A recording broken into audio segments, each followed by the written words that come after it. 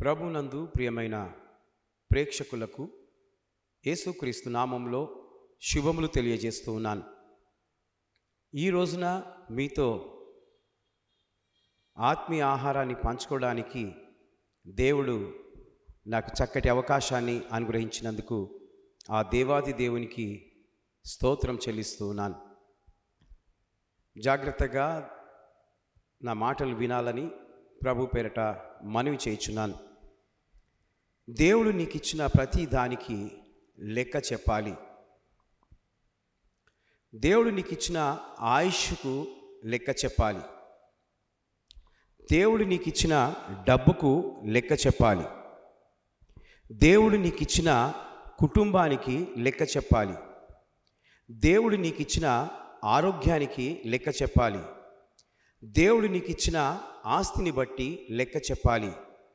దేవుడు నీకు ఇచ్చిన సమయమును బట్టి నీవు లెక్క చెప్పాలి. ఈ విధంగా దేవుడు మరి ప్రతి దానికి తీర్పులో దేవుడు లెక్క అడుగుతాడు. అవును, మనకు ఇవన్నీ ఇచ్చిన దేవుడు మనను ఖచ్చితంగా లెక్క అడుగుతాడని జ్ఞాపకం ఉంచుకోవాలని కోరుతూ ఉన్నాను. నిజమే, దేవుని బిడ్డారా, మనము దేవునికి లెక్క చెప్పాక తప్పదు.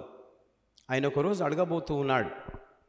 నాకు దేవుడు ముందుగానే ఆయన వాక్యంలో వ్రాసిన మాటలను బట్టి నేను అర్థం చేసుకొని ప్రతి ఒక్కరు కూడా తమ తమ జీవితాన్ని ఏ విధంగా ప్రభువు కొరకు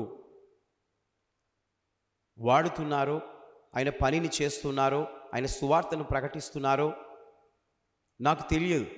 అందుకొరకు ఈ పనిని చెయ్యని వారు చెయ్యాలని ఆశ కలిగి నేను ఈ మాటలు చెప్తున్నాను. ఒకవేళ మీ దగ్గర లెక్క కరెక్ట్గా లేకపోతే మీ ఆత్మ దేవుని రాజ్యంలోనికి వెళ్ళదు, అది నరకంలోనికి వెళ్తుంది. కాబట్టి నేను నరకంలో నుండి కొంతమందిని లాగుతూ ఉన్నాను. ఎందుకంటే అగ్ని ఆరదు, పురుగు చావదు.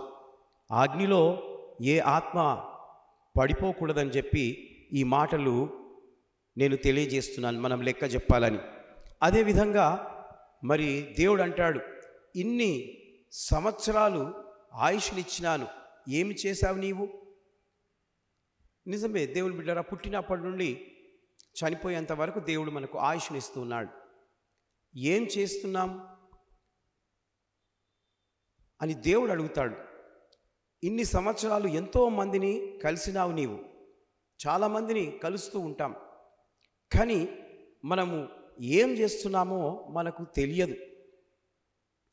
నీవు అనేక విందులకు వెళ్ళావు, ఏం చేశావు నీవు? ఎన్నో చావులకు వెళ్ళావు, ఏం చేశావు నీవు?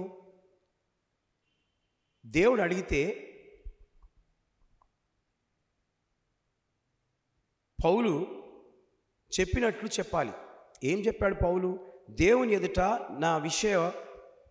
నా అతిశయ కిరీటము మీరే కదా అన్నట్లు ఆ ప్రజలు, నేను సువార్త అనేక రకాలుగా నేను చెప్పాను ప్రభువా అని మీరు చెప్పగలగాలి. నీవు చెప్పగలిగితే అప్పుడు దేవుడు నీకు ఆ అతిశయ కిరీటాన్ని నీకు ధరింపజేస్తాడు. కనుక ప్రభునందు ప్రియమైన వారలారా, మనము దేవునికి లెక్క చెప్పడము మర్చిపోకుండా ఆయనకు లెక్క చెప్పే వారంగా సిద్ధపడి ఉండాలని ఈ మాటలు చెప్తూ ముగిస్తున్నాను. దేవుడి ఈ మాటలు దీవించి ఆశీర్వదించును గాక. May God bless you.